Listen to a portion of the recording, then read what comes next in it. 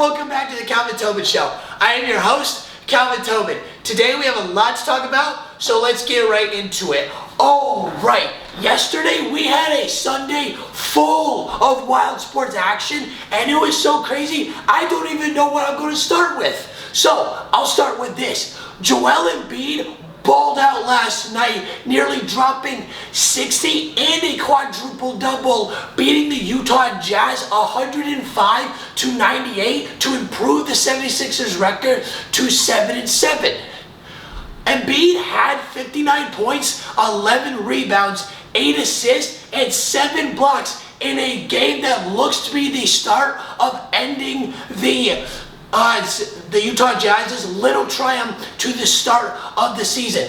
The Jazz are now 10-5 right now, as they have just received their second straight loss, losing back-to-back against the 76ers and the Wizards. The Washington Wizards had a similar situation at the start of last year to what the Jazz are doing right now, and it was only a matter of time before their triumph ended as well. But here's the thing, with the 76ers, Tyrese Maxey has arrived for Philadelphia, because now Philadelphia has 3 guys that can drop 25 to 30 points any given night, with James Harden, Tyrese Maxey, and Joel Embiid.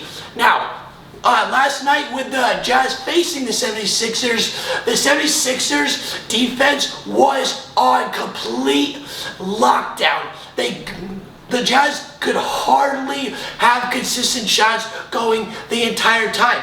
They had triple the blocks with 14. They had quadruple the steals with 12. And the reason for that is that the defense of the 76ers was so dominant, they're able to force players to the perimeter and force them to inside shots to where of what they don't want to shoot, and it paid off beautifully for them. And since November has started, the 76ers has been winning the turnover margin, playing big boy ball, forcing guys to shoot shots that they don't want to shoot, forcing them out to the perimeter, forcing them inside and making them shoot really hard shots. And because of that, that is what's going to help them in the coming week if they can continue that lockdown defense, because in the coming week, the 76ers have a tough week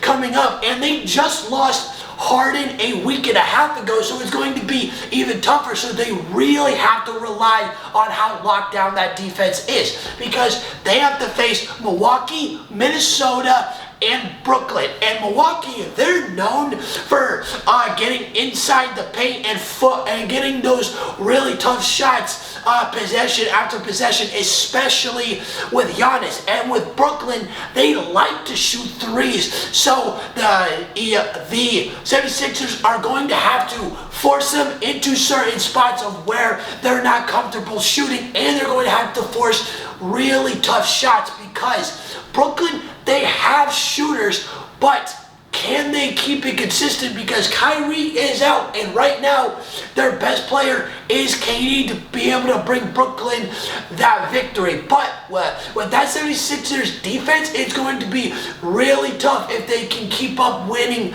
that turnover margin, because we're now 15 games into the season, so we're going to start seeing the game speed up as the season goes on, and it's going to plateau, and we're going to see this fast speed. But here's the thing, can the 76ers slow down that speed at a consistent rate? If they can do that in this coming week, there's a good chance that they can get a good winning streak going for them. Now, speaking of winning, the Minnesota Vikings have officially earned everybody's respect, as they are now 8-1, as they just defeated the Buffalo Bills in the game of the year. And with Justin Jefferson, in the offseason, he said after this season is over, he's going to be looked at and will be the best wide receiver in the league. And as of right now, he's holding it to his word. And I'm going to get into as to why that is of what he did in this game. Going into this game, the Minnesota Vikings are 7-1 and the Buffalo Bills are 6-2, and they are at Buffalo, so it's an even tougher matchup. But with Minnesota, at the start of this game, it was going score for score right off the bat. But as it got into the second quarter and at the end of the first half, the Buffalo Bills pulled away just a little bit and had the score at 24-10 at the end of the first half. But the second half is where you had to watch it. You couldn't have asked for a better half of football at all. And here's why this game was game of the year. Hell, it might be one of the best games you could ever watch out of college football and the NFL this year. So what happened is Minnesota starts off with the ball, but Kirk Cousins turns it over. And here's the thing. The Minnesota Vikings are starting to look like another fraud team with a good record because they got the ball multiple times in this third quarter, but they weren't hardly moving the ball down the field. They got it one time with their first drive, but as soon as they got into Buffalo territory, Kirk Cousins threw a pick right at the guy. It's like he wanted to throw it to him because it was so bad of an interception. But at the end of the third quarter, after we had great defensive efforts by both sides of the football because neither side could get into each other's territory at all until the end of this third quarter. And when Buffalo finally got into Minnesota's territory, they made it 27-10. And at this point, okay, you're thinking, this game is over, you can flip the channel, what's the next game on, what's the next good game to watch? But that didn't happen at all because the very next offensive play after Buffalo got their field goal to make it 27-10, Dalvin Cook ran it 71 yards down the field to make it 27-17. Now, in the fourth quarter, this is where it gets good because with Buffalo, they were moving down the field, and they were going, and the way it was looked, they were about to make it 34-17, but it was 4th and 2 on the 7-yard line, and the Buffalo Bills ended up going for it on 4th and 2. Josh Allen ends up throwing a pick to Patrick Peterson, who had a very nice return of it, and then right as soon as the Minnesota Vikings got the ball, they went down right away and made the score 27-30. Now, right then and there was a couple drives where nothing was happening. Now, at this point, here's where it gets good because it's 27-23 at this point. CJ Ham had just scored a touchdown for the first time in 5 years at 27-23, and right here, Minnesota has the ball, back-to-back sacks, and it's 4th and 18. The Vikings, they have to go for it. They have to. So, they hike the ball. Kirk Cousins throws the ball, and Justin Jefferson made the catch of his freaking life. This catch was so insane that it's being argued on what catch was better.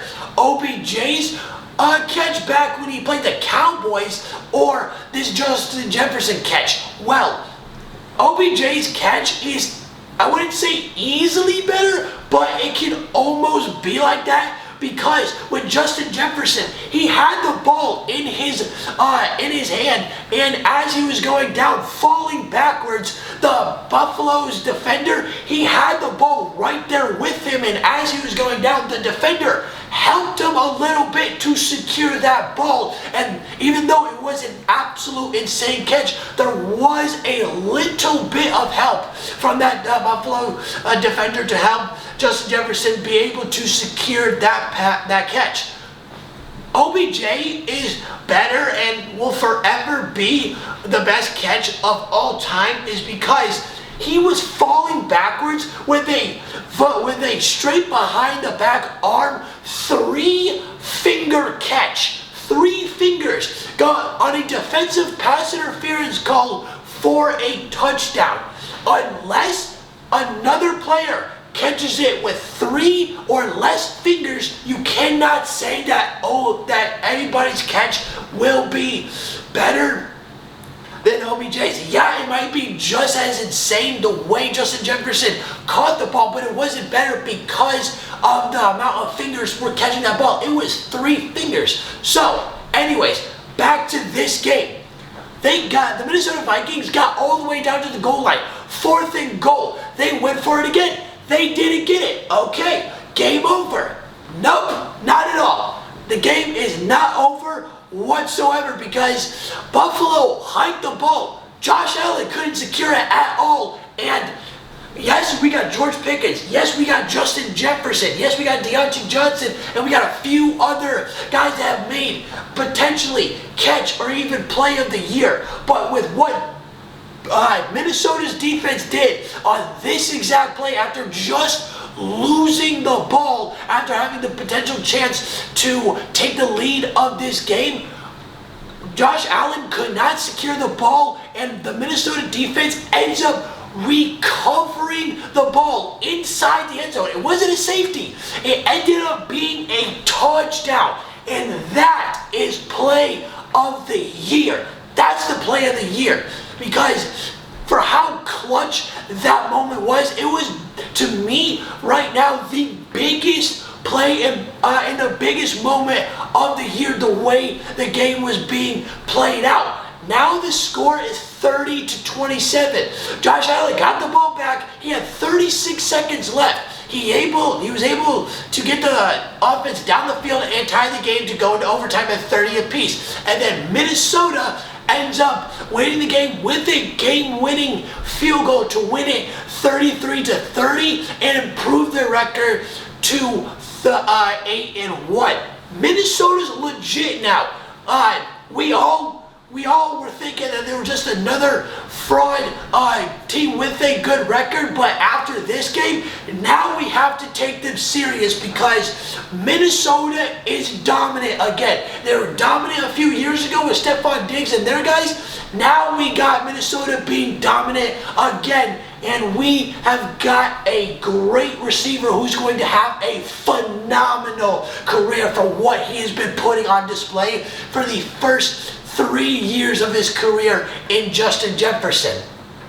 Now, another shocking game was Tennessee versus Colorado. And in this game, the Tennessee Volunteers, they're ranked 11th and they're the reigning SEC tournament champs, and they're playing an unranked Colorado team. So you're thinking that, okay, because it's the beginning of the season and it's an unranked versus ranked team, you think it's going to be a breeze. Absolutely not, because in collegiate sports, especially, and I cannot stress this enough, especially college basketball, the unexpected is the expected, because in college basketball, there's no way anybody has more upsets in college basketball.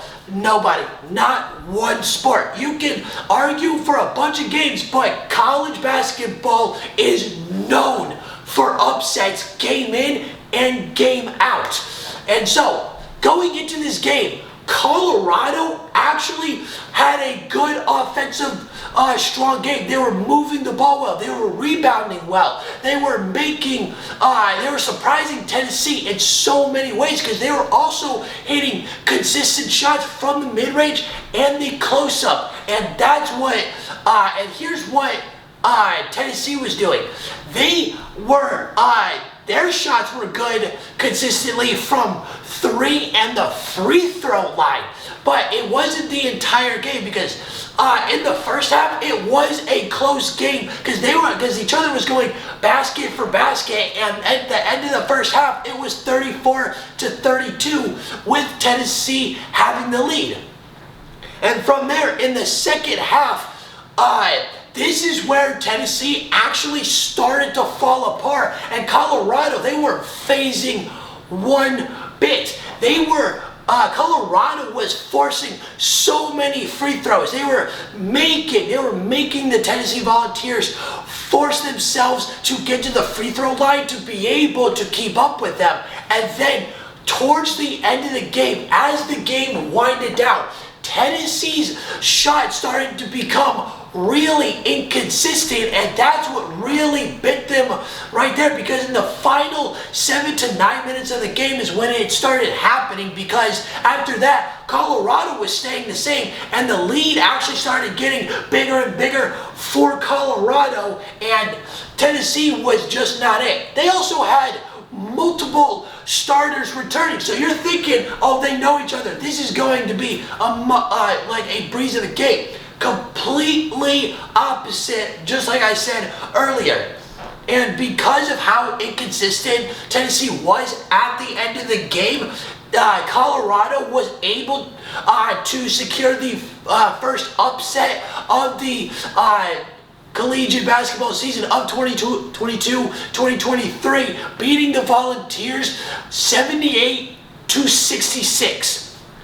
Alright, that's the end of the Calvin Tobin Show. Please subscribe to my channel at Calvin Tobin Show so you don't miss out on any sports media whatsoever. And please follow me on Instagram at Calvin Tobin Show so you don't miss out on any sports news whatsoever. And I'm out.